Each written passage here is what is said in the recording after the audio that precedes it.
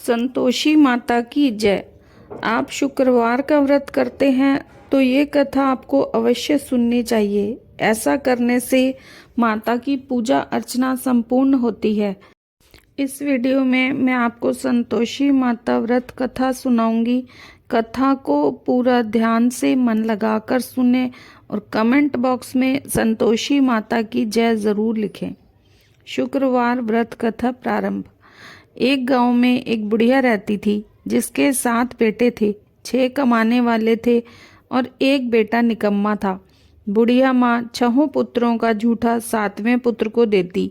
7वां पुत्र एक दिन अपनी पत्नी से बोला, देखो मेरी माता का मुझ पर कितना प्रेम है।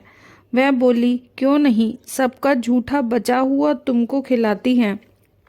वह बोला, जब तक आंखों से ना देखूं मान नहीं सकता। पत्नी ने हंसकर कहा, देख लोगे तब तो मानोगे। एक दिन बाद बड़ा त्योहार आया। घर में 7 प्रकार के भोजन और चूरमा के लड्डू बने। वह पत्नी की बात जांचने के लिए सिरदर्द का बहाना बनाकर पतला कपड़ा सिर पर ओढ़कर रसोई में जाकर सो गया और कपड़े में से सब देखता रहा। 6 भाई भोजन करने आए। उसने देखा माँ ने उनके लिए सुंदर सुंदर आसन बिछाए, 7 प्रकार की रसोई परोसी और आग्रह करके उन्हें भोजन कराती रही। वह देखता रहा। 6 भाई भोजन कर उठ गए। तब माँ ने उनकी थालियों में से लड्डुओं के टुकड़ों को उठाया और उनका एक लड्डू बनाया। जूठन साफ करके माँ ने उसे पुकारा, उठ बेटा, तेरे भाई भोजन कर गए, अब तू भी उठ भोजन कर ले। उसने कहा, माँ मुझे भोजन नहीं करना, मैं परदेश जा रहा हूँ। माता ने कहा, कल जाना हो तो आज ही चला जा। वह बोला, हाँ हाँ आज ही जा रहा हूँ कहकर घर से निकल गया। चलते समय उसे पत्नी की याद आई। वह गौशाला में कंडे थाप रही थी। वहां जाकर बोला, मेरे पास तो कुछ नहीं है, ये अंगूठी है सो ले ले और अपनी कोई निशानी मुझे दे दे। वह बोली, मेरे पास क्या है, ये गोबर भरा हाथ है। ये कहकर पत्नी ने उसकी पीठ पर गोबर के हाथ की थाप मार दी। वह चल दिया। चलते चलते दूर देश में पहुंचा। वहां एक साहूकार की दुकान थी। वहां जाकर बोला, सेठ जी मुझे नौकरी पर रख लो। साहूकार को नौकर की जरूरत थी। साहूकार ने कहा, काम देखकर तनख्वाह मिलेगी।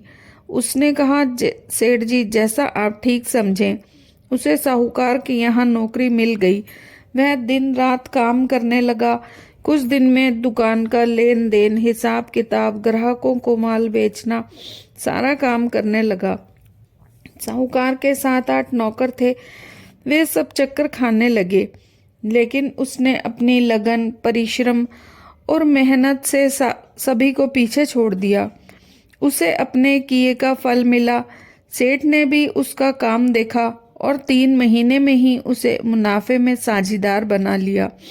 परिश्रम करते करते 12 वर्ष में वह नगर का नामी सेठ बन गया और सेठ अपना सारो कारोबार उस पर छोड़ बाहर चला गया। इधर उसकी पत्नी पर क्या बीती वह सुने। सास ससुर उसे दुख देने लगे।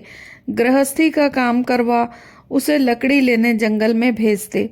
इस बीच घर के आटे के जो भूसी निकलती उसकी रोटी बनाकर रख दी जाती और फूटे नारियल की नरेली में पानी दिया जाता। इस तरह दिन बीतते रहे। एक दिन जब वह जंगल में लकड़ी लेने जा रही थी, तब रास्ते में उसे बहुत सी स्त्रियां संतोषी माता का व्रत करती दिखाई दी। वह वहां खड़ी हो पूछने लगी, बहनों, ये तुम किस देवता का व्रत करती हो और इसके करने से क्या फल होता है? इस व्रत के करने की विधि क्या है?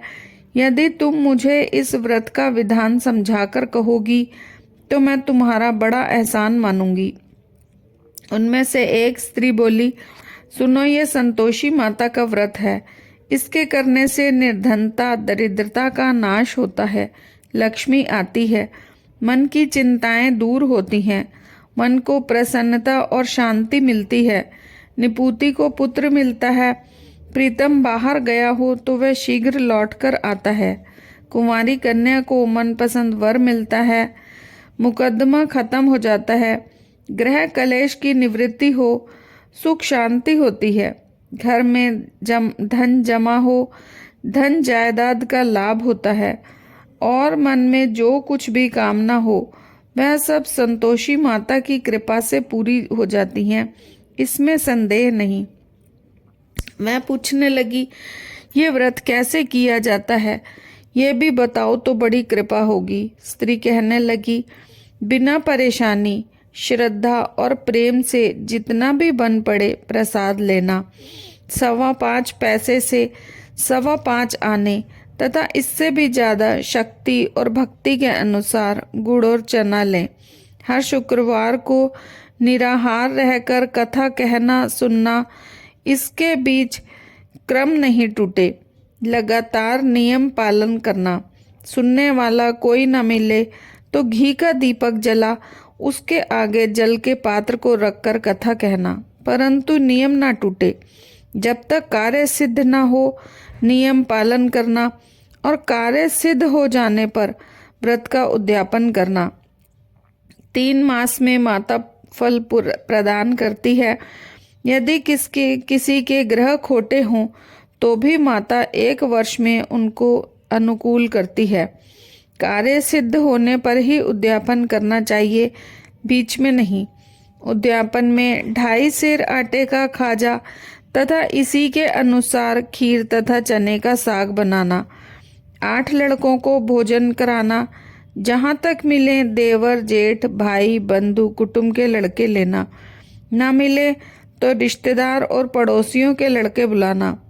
उन्हें भोजन करा यथाशक्ति दक्षिणा दे माता का नियम पूरा करना। ध्यान रखना उस दिन घर में खटाई ना खाए। यह सुनकर वह वहां से चल दी। रास्ते में लकड़ी के बोझ को बेच दिया और उन पैसों में गुड़ चना ले माता के व्रत की तैयारी कर आगे चली। रास्ते में संतोषी माता के मंदिर में जा माता के चरणों में लौटने लगी। विनती करने लगी, माँ मैं दीन हूँ, निपट मूर्ख हूँ, व्रत के नियम कुछ जानती नहीं, मैं बहुत दुखी हूँ। हे माता मेरा दुख दूर कर, मैं तेरी शरण में हूँ। माता को दया आई। एक शुक्रवार बीता कि दूसरे शुक्रवार को ही उसके पति का पत्र आया और तीसरे शुक्रवार को उसका भेजा हुआ पैसा आ पहुंचा। यह देख जेठानी मुंह सिकोड़ने लगी। इतने दिनों बाद पैसा आया है, इसमें क्या बड़ाई है। लड़के ताना देने लगे। काकी के पास अब पत्र आने लगे, रुपया आने लगा। अब तो काकी की खातिर बढ़ेगी, अब तो काकी बुलाने से भी नहीं बोलेगी।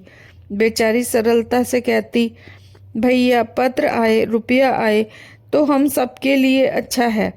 ऐसा कहकर आंखों में आंसू भरकर संतोषी माता के मंदिर में जा मातेश्वरी के चरणों में गिरकर रोने लगी। माँ मैंने तुमसे पैसा नहीं मांगा, मुझे पैसे से क्या काम है, मुझे तो अपने सुहाग से काम है। मैं तो अपने स्वामी के दर्शन और सेवा मांगती हूँ। तब माता ने प्रसन्न होकर कहा, जा बेटी तेरा स्वामी जल्दी ही आएगा। ऐसा सुन खुशी से बावली हो घर आकर काम करने लगी। संतोषी माँ विचार करने लगी, इस भोली पुत्री से मैंने कह दो दिया कि तेरा पति शीघ्र आएगा, पर आएगा कहाँ से, वह तो इसे स्वप्न में भी याद नहीं करता। उसे इसकी याद दिलाने तो मुझे ही जाना पड़ेगा। संतोषी माता ने बुढ़िया के बेटे को स्वप्न में समझाया, पुत्र तेरी घरवाली कष्ट उठा रही है।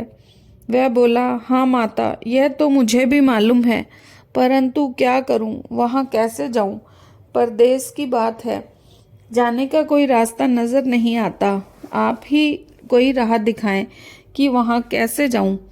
माँ कहने लगी, सवेरे नहा धो संतोषी माता का नाम ले, घी का दीपक जला दंडवत कर दुकान पर जा बैठना। देखते ही देखते तेरा लेन देन चुक जाएगा, जमा माल बिक जाएगा, सांझ होते होते धन का ढेर लग जाएगा। वह अगले दिन सुबह जल्दी उठा। उसने अपने मित्र बंधुओं परिचितों से स्वप्न में माता द्वारा कही गई बात कह सुनाई। वे सब बात सुन खिल्ली उड़ाने लगे। वे कहने लगे कि कहीं सपने की बात भी सच्ची होती है। एक बूढ़ा व्यक्ति बहुत ही समझदार था। वह बोला, देखो भाई, मेरी बात मानो। इस तरह सांच या झूठ करने के बदले देवता ने जैसा कहा है वैसा ही करना। तेरा क्या जाता है। बूढ़े की बात मान नहा धोकर उसने संतोषी माता को प्रणाम किया। फिर दीपक जला दुकान में जा बैठा। शाम तक धन का ढेर लग गया। वह हैरान हुआ, मन में संतोषी माता का नाम ले प्रसन्न हो घर जाने के वास्ते गहना, कपड़ा व सामान खरीदने लगा। सब काम से निपट अपने घर को रवाना हुआ। उधर उसकी पत्नी जंगल में लकड़ी लेने गई। लौटते वक्त थक जाने के कारण संतोषी माता के मंदिर में विश्राम करने बैठ गई। ये तो उसका रोज रुकने का स्थान था। धूल उड़ती देख उसने माता से पूछा, हे माता, ये धूल कैसी उड़ रही है। माँ ने कहा, पुत्री, तेरा पति आ रहा है। अब तू ऐसा कर, लकड़ियों के 3 बोझ बना। एक नदी किनारे रख, दूसरा मेरे मंदिर पर और तीसरा अपने सिर पर रख कर। तेरे पति को लकड़ी का गट्ठा देख मोह पैदा होगा। वे यहाँ रुकेगा, नाश्ता पानी बना खा माँ से मिलने जाएगा। तू लकड़ी का बोझ उठाकर जाना और बीच चौक में गट्ठा डालकर जोर से 3 आवाजें लगाना। लो सासू जी, लकड़ियों का गट्ठा लो, भूसी की रोटी दो, नारियल के खोपरे में पानी दो। आज कौन मेहमान आया है। संतोषी माता की बात सुन वह बहुत अच्छा माँ कह प्रसन्न मन से लकड़ियों के 3 बोझ बना लाई। एक नदी के तट पर, दूसरा माता के मंदिर पर रखा। इतने में मुसाफिर वहां आ पहुंचा। सूखी लकड़ी देख उसको इच्छा हुई कि अब यहीं विश्राम कर ले और भोजन बना खा पीकर गांव चले। इस प्रकार भोजन कर विश्राम कर वह अपने गांव गया। उस समय बहू सिर पर लकड़ी का गट्ठा लिए आई। उसने गट्ठे को आंगन में डाल जोर से 3 आवाजें लगाईं। लो सासू जी, लकड़ी का गट्ठा लो, भूसी की रोटी दो, नारियल के खोपरे में पानी दो। आज कौन मेहमान आया है। ऐसा सुन सास ने अपने दिए कष्टों को भुलाने के लिए कहा, बहू, तू ऐसा क्यों कहती है। तेरा मालिक ही तो आया है। आ बैठ, मीठा भात खा, कपड़े गहने पहन। पत्नी की आवाज़ सुन स्वामी बाहर आया। उसके हाथ में पहनी अंगूठी देख व्याकुल हो गया। उसने माँ से पूछा, माँ, ये कौन है। माँ बोली, बेटा, तेरी पत्नी है। आज 12 वर्ष हो गए जब से तू गया है। तब से सारे गांव में जानवर की तरह भटकती फिरती है। काम काज कुछ करती नहीं, 4 समय आकर खा जाती है। अब तुझे देख भूसी की रोटी और नारियल के खोपरे में पानी मांगती है। वह बोला, माँ, मैंने इसे भी देखा है और तुम्हें भी। मुझे दूसरे घर की चाबी दो, मैं उसमें रहूँगा। ठीक है बेटा, जैसी तेरी मर्जी, कहकर माँ ने चाबी का गुच्छा बेटे के सामने पटक दिया। उसने दूसरे घर को खोल सारा सामान जचाया। अब एक ही दिन में वहाँ महल के जैसा ठाट बाट बन गया। अब क्या था, वह सुख भोगने लगी। अगला शुक्रवार उसने पति से कहा, मुझे संतोषी माता का उद्यापन करना है। पति बोला, बहुत अच्छा, खुशी से कर लो। वह उद्यापन की तैयारी करने लगी। जेठ के लड़कों को भोजन के लिए कहने गई। उन्होंने मंजूर किया, परंतु पीछे से जेठानी ने अपने बच्चों को सिखाया, देखो रे, भोजन के समय सब लोग खटाई मांगना, जिससे उसका उद्यापन पूरा न हो। लड़के भोजन करने आए, खीर पेट भर खाई, परंतु बात याद आते ही कहने लगे, हमें कुछ खटाई खाने को दो, खीर खाना हमें भाता नहीं, देखकर अरुचि होती है। लड़के उठ खड़े हुए, बोले, पैसे लाओ। भोली बहू कुछ जानती न थी, उसने उन्हें पैसे दे दिए।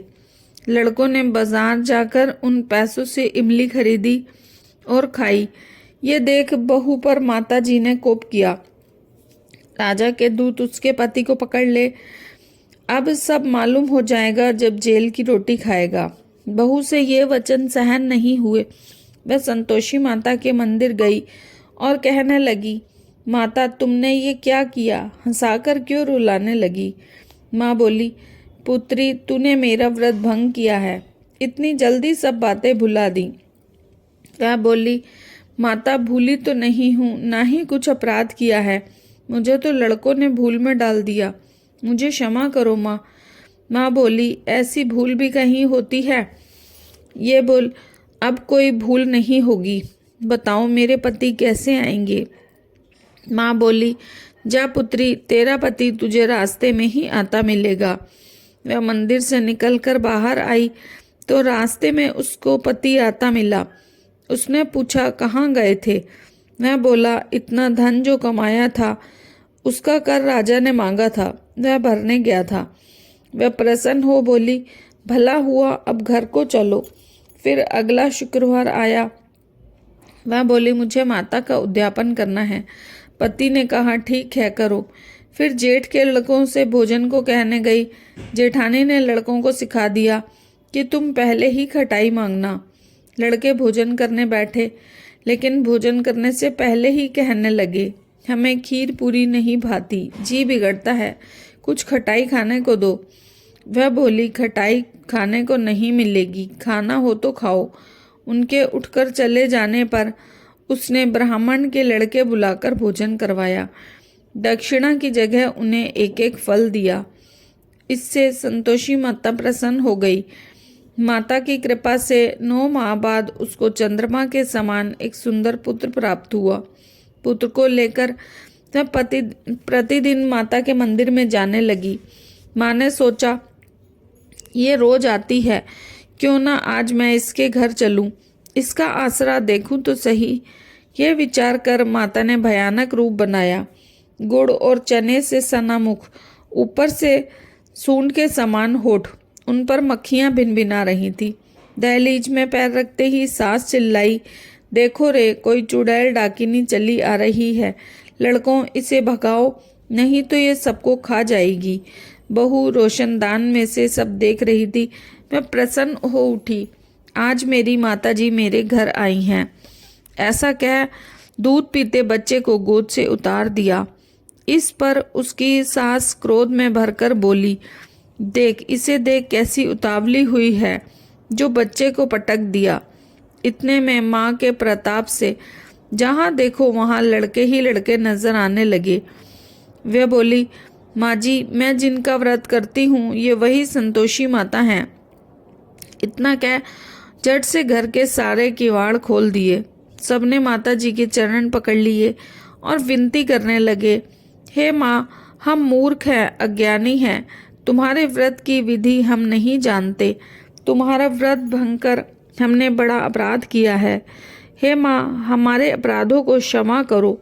इस प्रकार बार बार कहने पर संतोषी माता प्रसन्न हुई